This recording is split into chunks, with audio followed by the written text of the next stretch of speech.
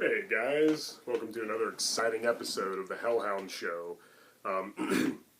Last night I reviewed The Horror Show from 1989, which stars Lance Henriksen and Brian James. Brian James plays an executed serial killer who comes back for revenge, and his comical snicker sounds a lot like Skeletor's laugh from the He-Man cartoon. And throughout this review I mentioned the movie Shocker, because the similarities between the two movies is just very, very obvious. Now, I don't really know which one came first, or if one really ripped off the other or not, because Wes Craven directed this movie, and he tried to cash in on the success of the Freddy Krueger character that he himself invented. I guess he lost the rights to the Elm Street series, and he wanted to create another character that was just as bankable, since, come on, let's face it, Freddy Krueger was like probably the most marketable horror character of all time. Yeah, he wanted in on some of that moolah, I guess. And yeah, the two movies are very similar, so it kind of compelled me to just do a video talking about Shocker. Pretty good movie. It definitely has a great villain. However, they did try to overcomplicate it way too much. Horror Show kind of had the same problem, but it's even more apparent here. It's even more of an obvious problem, unfortunately. But I will say that, yeah, Mitch Pileggi plays a great villain, Horace Pinker. He really steals every scene he's in. He kind of makes the movie, at least for me. Without his presence, it probably wouldn't have been nearly as good. The lead character, Peter Berg, who kind of looks like Patrick O'Brien from 976 Evil 1 and 2, and kind of reminds me of Mark Patton from Nightmare on Elm Street 2. He has a lot of moments of bad acting. He kind of annoyed me sometimes. He was either on or off. Like he had some moments where, his emotional scenes came across pretty believable, but there's other moments where he just felt really forced and just really like they should have did another take or something. Because yeah, sometimes it was just he was just very unlikable. But as I said, the killer is what really makes the movie. And yeah, as I said, it's very similar to The Horror Show. This type of premise was all the rage at the time. They also had The Chair and Prison, and then a few others I can't remember. But this is one of the better ones. I still prefer The Horror Show slightly, but I'm not going to compare the two in the whole review.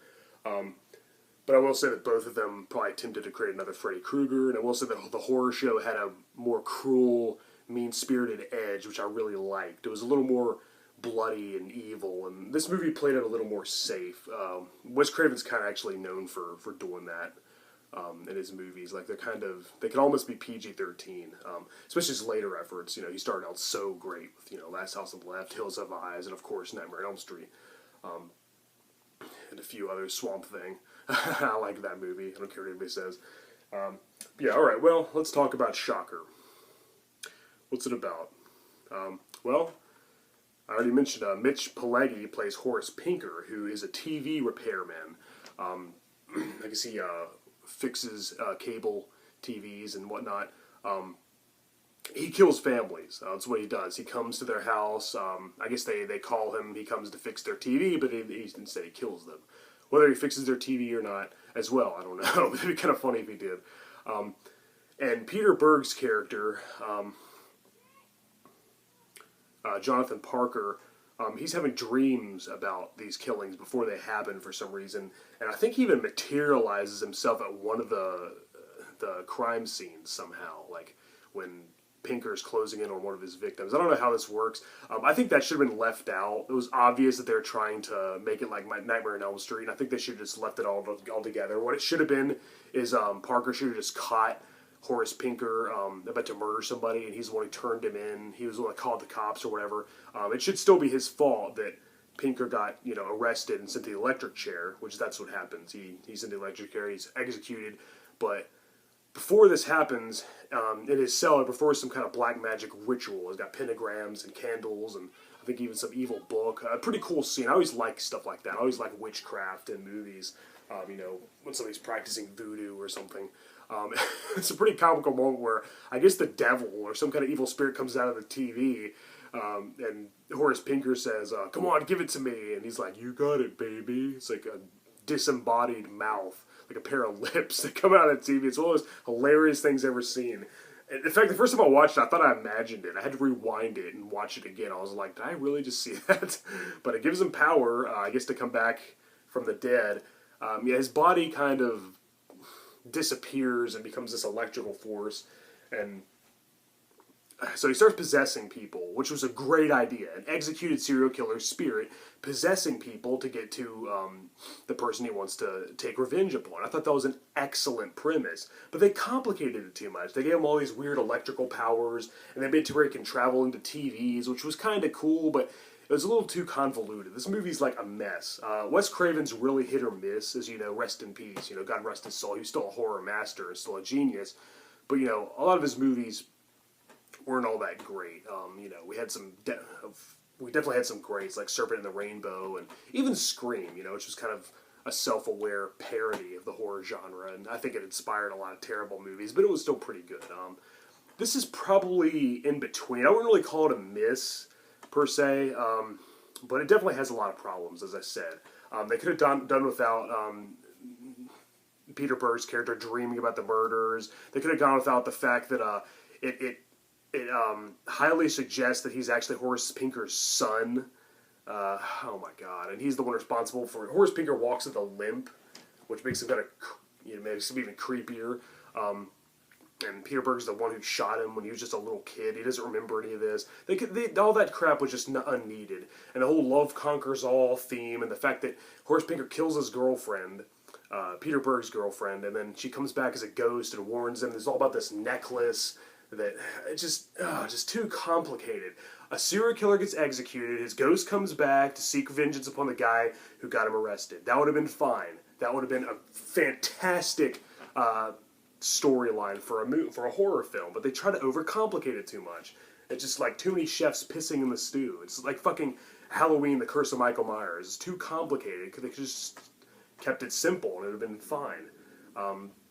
But yeah. So yeah, he returns as a spirit. You know, after he gets executed, he jumps from body to body, kind of like in The Hidden. But then he starts. There's some really cool scenes where they both get trapped in the TV. They even come out of a TV at one point. This family that's watching just acts like it's normal. It's kind of campy. And the movie starts out really chilling. It has a really creepy, dark, atmospheric tone. And then, as soon as, and Pinker was really one scary mofo. I mean, you definitely didn't want to screw with this guy. I mean, he's muscle bound, he's got a shaved head, a nice tan, he looks very intimidating, and he plays a great villain. As I said, he makes the movie. But after he gets executed, he kind of becomes, as I said before, kind of a Freddy Krueger knockoff. He says all kinds of wisecracks and one-liners. He becomes a little corny, but you still love to watch him. I still think he's hilarious. Just like Max Jinky from The Horror Show, played by Brian James. Okay, I'll stop comparing, sorry. Yeah, he's what really makes the movie. This cover, by the way, really is almost the same as the cover for The Horror Show and The Chair. They both have a killer. Like a ghostly killer, like on the electric chair being shocked. And I always thought it'd be cool to get all three of them and put them like on display next to each other. Because I used to always see them in the video store when I was a wee lad, and I always thought those three covers were similar. But anyway, back to Shocker. Yeah, Wes Craven rules, but I think this movie could have been a lot better. There's a lot of things I would have changed. Yeah, well, I kind of lost my train of thought. But, yeah, there's too much crap in this movie. They should have just kept it simple. And the way they finally defeat Horace Pinker at the end, I won't give it away, I guess, is really, really stupid and really silly, and it doesn't make any sense. They did the same thing with The Horror Show. They had the same problem. There I go, comparing them again, sorry. I don't know. They really should have kept it simple, just stuck to that simple formula of an executed killer wants revenge, but they tried to complicate it. Peter Berg's actually his long-lost son. His girlfriend's some weird ghostly oracle who's all-knowing and all this other weird stuff. And as I said, in comparison to The Horror Show, which was a lot more bloody and evil and definitely had more balls, this one plays a little too safe. It's not as bloody, it's not as violent, it doesn't have that mean-spirited edge that I love so much. Horror Show is just like a nasty little movie. This one's like a little more, as I said, the love conquers all theme and all kinds of other silliness. It just doesn't have as much balls. But Mitch Pileggi as Horace Pinker is freaking awesome. See the movie for him alone. They did attempt to create another Freddy Krueger, but it really worked on some levels. unfortunately, the movie bombed and it didn't become a huge franchise like I guess they had hoped. I felt bad for Wes Craven for missing out, but he did return to do New Nightmares, so I guess he reobtained the rights at some point, which is good because and rightfully so. He's the one who created the guy, for God's sake. And in some ways, I will say that Horace Pinker actually might be scarier than Freddy Krueger in some ways. Like when he's still human before he dies, you don't really see much of Freddy in the Nightmare on Elm Street series when he was human, other than a few scenes here and there, a few flashbacks and stuff. But I really get to know this guy and see him, see him working, if you will. And he's really one scary dude. Wouldn't I want to mess with Horace Pinker? So yeah, great villain. And really, when it comes to horror films, a great villain is all I ask for. I just wish that, this could have had a more, straightforward plot and not all this other crazy stuff added to it, because it really hurt the movie. And there's a lot of things I would have changed. And Horror Show, comparing again, had a better protagonist than Lance Henriksen. Him and Brian James just had great chemistry, and there was like a great hero-villain relationship going on there. This movie, not so much. Peter Berg, as I said, has a lot of moments of bad acting, and there's a lot of times I didn't really feel close to him, and I didn't really care. And I knew he was going to come out of it okay too. Like I knew he was never in any real danger. But yeah, this one relies more on cool special effects and interesting visuals and whatnot, especially the TV show jumping scene near the end, which again was pretty cool. But I kind of wish they just stuck to Horace Pinker's ghost jumping from body to body and possessing people. That would have been, I thought that was really cool, and they should have stuck with that, honestly. But I guess they had to go with the TV theme in there too. That's actually, after all, that's where he got his powers, from a weird demonic TV after he performed that ritual in his cell. But yeah, lots of really creepy, memorable scenes at the beginning, and then it kind of becomes a little cheesy from there. But as I said, Horace, Mitch Pileggi is still a blast to watch. He just steals every scene he's in. He's just a joy to have on screen, and some pretty cool special effects. An awesome heavy metal soundtrack. I think we have a Megadeth song in here. I think some Alice Cooper as well, if I'm not mistaken. Iggy Pop, all kinds of, it's a great soundtrack, a great score. It feels very 80s. It's very trendy 80s rock and roll type movie. Where I thought Horror Show was a little more horrific and dark and a little more like a horror movie. This one just kind of feels like an 80s party movie, sort of. It is very fun and entertaining. It's just a lot of things I would have changed and done differently. But yeah, I'd give it a 7 out of 10. Same rating I gave Horror Show. Maybe I should have made the same video. I should have put them both in the same video and compared the two. The Horror Show versus Shocker, That'd be an interesting fight, wouldn't it? Max Jinky versus Horace Pinker. They're both great horror villains who are only in one movie. They're both very little known, kind of underrated. What if they got in a fight? That'd be pretty cool. Meat Cleaver Max with his his meat cleaver, and Horace wearing his prison jumpsuit, his nice tan, his shaved head. Max Jinky had the goatee. They both have a very distinctive look. That'd be cool to see them go at it. That's a crossover I want to see. Probably nobody else would even know what it was if it came out today, but I would, and I would definitely see it. Oh my gosh. I should include that in the crossovers we'd like to see video, the episode from Dead Level Discussions, which I do with my buddy Spellbinder. But yeah, what more can I say? I think that about wraps it up. Shocker had some great ideas, but some really bad ones.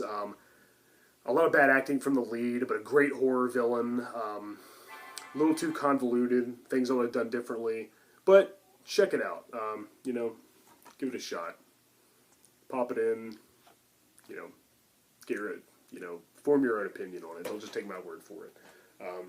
You might hate it. You might love it. I don't know. I personally like it and think it had, could have been done a little better. But Wes Craven's still the man. Rest in peace. It's unfortunate he's no longer with us. We really truly lost a great horror legend, a great filmmaker. Who again, he was hit or miss, but his hits really hit hard. So so we're not going to fault him for movies like Shocker, even though I like it. It's decent. Just nowhere near some of his better efforts, that's for sure. But alright guys, I'm going to wrap this up. I'm Hellhound, and later on today I might be doing a video with Dark Wolf. It'll be our 3rd episode. We're still trying to think of a name for our show, temporarily titled The Hellhound and Dark Wolf Show. I was thinking maybe calling it Video Store Horror Section. But it's a little too long, so I don't know. But we might be talking about The Fog later on today. There's movies that are fun and amusing and highly entertaining and, kind of make you laugh and you don't want to watch while eating some pizza. And there's movies that are suspenseful and atmospheric and have great scenery and, really have some genuine scares and just some eerie atmosphere and just creepy visuals. And that'd be The Fog, movies like Halloween. So yeah, that'd be good to tackle Wes Craven and John Carpenter in one day. So stay tuned for that. I'm going to be visiting him later in the next town. I'm going to drive up there, take a little miniature road trip, blast some Dio and some Iron Maiden on the way. It's going to be fun. We're going to have a lot of fun. So yeah, look for that video. Come up sometime later today or early tomorrow. I might not get to upload it until tomorrow because I might stay there really late tonight. But stay tuned for that, and I'm Hellhound. Thank you for watching my show. And until next time.